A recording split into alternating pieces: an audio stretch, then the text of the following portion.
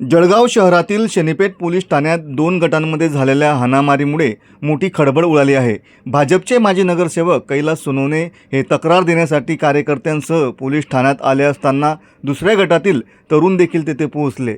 दोन्ही गट आमनेसामने आल्याने वाद उफाळून पोलीस ठाण्याच्या परिसरातच हाणामारी झाली। या घटनेत कैलास सोनवणे यांच्यासह त्यांच्या सोबतच्या काही जणांना मारहाण झाल्याची माहिती आहे। पोलिसांनी तातडीने हस्तक्षेप करत दोन्ही गटांना वेगळे केले आणि परिस्थिती नियंत्रणात आणली। घटनेची माहिती मिळताच जिल्हा पोलीस अधीक्षक डॉक्टर महेश्वर रेड्डी यांनी शनीपेठ पोलीस ठाण्यात भेट देऊन पाहणी केली।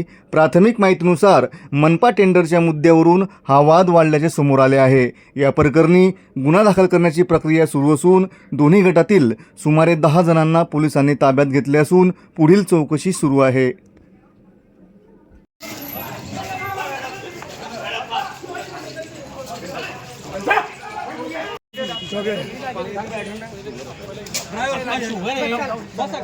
पापा पाणी घ्या।